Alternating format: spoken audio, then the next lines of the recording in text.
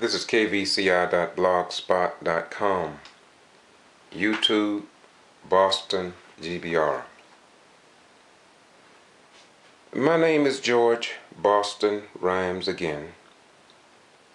You're looking at my business license from New Mind Material and Fashions, a store that I started 2 years before I retired from the United States Armed Forces, that I operated for 14 years prior to going to Wal-Mart Stores Incorporated, and was determined to do my best at Wal-Mart. But after 3 years, Wal-Mart terminated me under the heading of inability to perform job, although I was never trained. I have made many accusations and many statements and many videos and 34 letters and emails and speeches across the nation and traveled to Bentonville, Arkansas, only to be ignored again by Wal-Mart executives. But I want you to know that what I present before you, the American people, the people of the Republic of China, Canada, and around the world, I want you to know the truth. I had never presented a copy of my business license. At the top, you will see the green City of Valdosta business license for the year 2004. But I started that business in 1989, before I retired from the military. And since I've been talking about that and referring to it, I thought I would give you proof. I'm also, as promised, I'm going to show you every Airman Performance Report that I received when I was in the military, along with the commendation medals that I received, to show you just how inability I am. I want to show you just how ignorant I am and cannot carry on a little sporting goods department at a retail store with only 5 workers when I've had many more. I want to prove to you that somebody is lying. Somebody is mistreating American workers. And I want to prove that it's not George Boston Rhymes. I told you all that I started writing letters immediately after I was terminated. If I don't show you proof, although it's on my blog, the letters are on my blog. I posted them years ago when I found out that Wal-Mart had no intentions of ever responding to me, as the co-managers and assistant managers had already told me at store 2615 that Wal-Mart does not answer their workers when it comes down to unfair treatment, wrongful terminations, etc., etc., etc. And even when they get in the courtroom, I was told, they have ruthless lawyers who knows that they can get away because they are backed by big dollars. But I want you to know that as a follower of Jesus Christ, as a follower of the teaching and truth of Muhammad, as a follower of the son of Abraham and Yoshabel, Moses, as a follower of those in the Hindu religion and in India who follow the Gita, all truths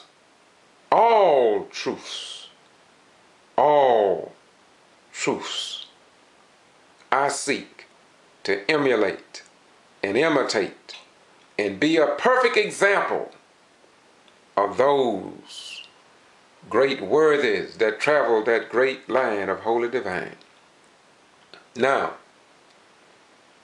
the first letter that I sent to Wal-Mart after my termination was dated June 12th, 2008. And this letter was, as I've said to you many times before, it was addressed to Wal-Mart Stores Incorporated.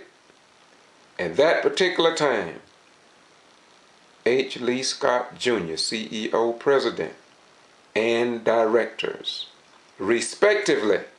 That means everybody on the board of directors knows about George Boston Rhymes, and that I was employed at Wal-Mart Stores Incorporated, store 2615, as Sporting Goods Department Manager, and that I was wrongfully terminated by Hal, the store manager here in Valdosta, Georgia, on March 20th, 2008. And I have not changed my request. Inability to perform job is in the letter. And if you will notice, this particular letter is typed. It has a date on it. See? Okay? This is page 1, page 2, and I broke down and defined what inability means. And I talked about evaluations in the military and how I was an outstanding military person. I talked about in 1989 I started my own business, as the business license reflect. Started my own business, New Mind Music. 14 years, you've heard me say that. And you see it again, I got the license to prove it. I went on down to talk about how I supported Lieutenant Governor. Yeah, running for governor of the state of Georgia and other politicians. That was my involvement. I highlighted all of this to Wal-Mart Stores Incorporated, thinking that they would do something about my wrongful termination. But they did absolutely nothing. Well, this is about a 6 or 7 page letter. I typed it. I took my time. I thought that Walmart was a professional company, and I thought they would respect my rights as a citizen. But I found out differently. Then you'll also see me addressing my final termination comments. There is nothing that the president and board of directors should have any question about. I broke down the 4-week training plan. I listed it all in letter number 1 in 2008. I went on and on and on. I told them about how I kept records for memo for records. I talked about how I had to borrow equipment from TLE, furniture, shoes, grocery, toys, and etc. Jewelry, wireless, photo lab, trying to do the task assigned to me. Talked about I was never trained on using the Tailzone, and certain people was given access on the Tailzone at levels that I never received, even as a department manager, because it seemed like I was set up as a peon puppet.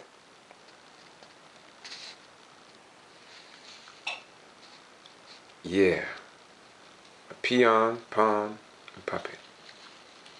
And so I wrote, talked about store manager and day. Then on the last sheet, about the 7th page of letter number 1, I told, as you've seen earlier, Scott Lee and the board of directors, it is my personal desire that a top Wal-Mart Incorporated professional with management skills investigate the real reason behind my termination, and that a thorough review of all policies and procedures be re-examined as store 2615 relate to Wal-Mart established procedures to help training associates and managers working in this ill environment. And I closed the letter out by saying to Wal-Mart president, then, and board of directors respectively, that I be furnished a reply in writing in the same manner that I wrote this letter. And I said, I'll await your timely response within 10 business days. And I signed this letter as George Boston Rhines, former untrained sporting goods department manager, Valdosta, Georgia. This was letter number 1. Now, this is an example of the 34 letters that I've sent to Wal-Mart Stores Incorporated. 34. And my letters had a date on them, and they were signed. After 3 years and 7 months, not a single question. Not a single question. President Obama, not a single question. Georgia legislators, not a single question to the people of America, Canada, China, Russia, Germany, Italy, Rome, Paris, Mexico, Bangladesh, the land of the burnt-faced people. Did Wal-Mart respond to me? Not one single answer did they provide. And out of their boldness, they still think that they can ignore their own workers. They think that they can continue to turn away over 100 people that occupied Wal-Mart in Bentonville, Arkansas on October the 12th. And I was among them. I wasn't hurt. To tell you the truth, I really wasn't disappointed, because they have treated me in such a way that the people in China and foreign nations must be laughing at our democracy. They must be laughing at our workers' rights as we go around the world and talk about freedom, justice, and equality for all people.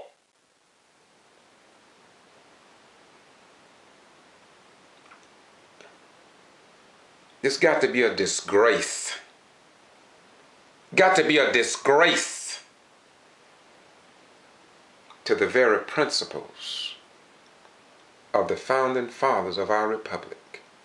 Beyond question, when I look at the people that's working at Wal-Mart, and when I was in Bentonville and listened to all the people who got bruises and scars and have their hours cut and don't have any representation, no open door policy, and when I go out here where I was working, and people still respect me at both stores, and they tell me their stories, and I just can't believe how they are living in so much fear that they put up with this foolishness, and our politicians, those that we vote into office, just sit there. Even the NAACP, the SCLC, and these former civil rights organizations that used to stand up for workers' rights, seem like they followed the legend of the old ostrich bird, and have buried their hand in the sand. Buried their hands in the sand, only to be followed by their head. And then they pretend that they're in heaven. Then we hear our politicians cry out with a loud voice during election, "Oh, we love and we support our military active duty personnel. We got to support our retired military veterans." The hell you do! Y'all excuse me. I get sick and tired of being sick and tired of hearing all these lies. If you love the military veterans and active duty, you would understand that it's active duty members who work at Wal-Mart part-time. You would understand that it's active duty wives and children who work at Wal-Mart and don't have a union, don't have an open door policy, too afraid to even join our Wal-Mart, an organization that is trying to stand up to meet the needs of the Wal-Mart workers, but you sit back and you act like Georgia at will to work law and other states that got that crazy ass law. Oh, excuse me. Ass is a donkey. And Jesus, when he didn't have nothing to ride, he rode on the back of an ass. And so Wal-Mart seems to be saying and calling me a donkey. Well, if Jesus could ride the donkey, why shouldn't the people that work at Wal-Mart put their problems on the back of a donkey called George Boston Rhymes as I come to Wal-Mart Stores Incorporated like Moses stood before Pharaoh and said to him, let my people go. Let my people go. And sooner or later, regardless of what the Georgia legislators has done to squash the will and the aspirations of the people in the state of Georgia, change must come. Change must come.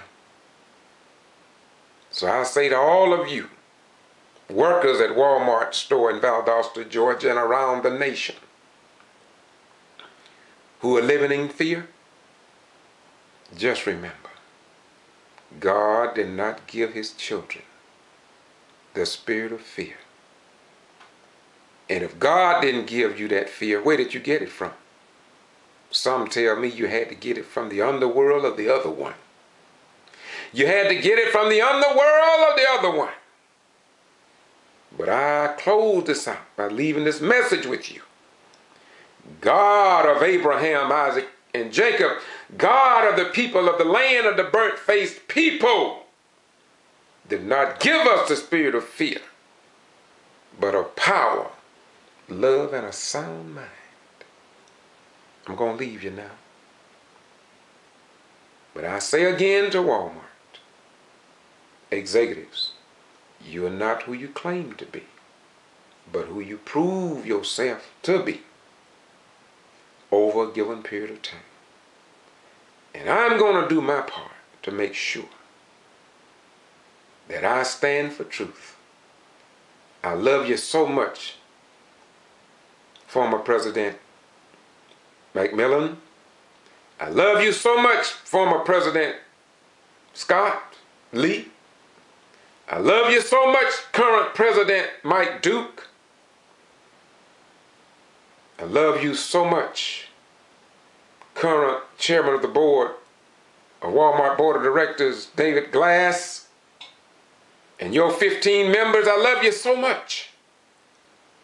As you go around the nation to represent the American people in our form of government, but unless you want for your neighbor that which you want and have for yourselves, something is wrong. If you drive a Bentley, and if you don't want your neighbor to have a Bentley, then something is wrong. If you drive a 1934 Cadillac, then you should want the same thing for your neighbor according to the follower of God Almighty, who was his son Jesus. I can give you Quran too, you know. Yeah, people tell you that Muslims are terrorists. Terrorists who? Terrorists what? Terrorists when? Many people who call Muslims terrorists, they wear the fez.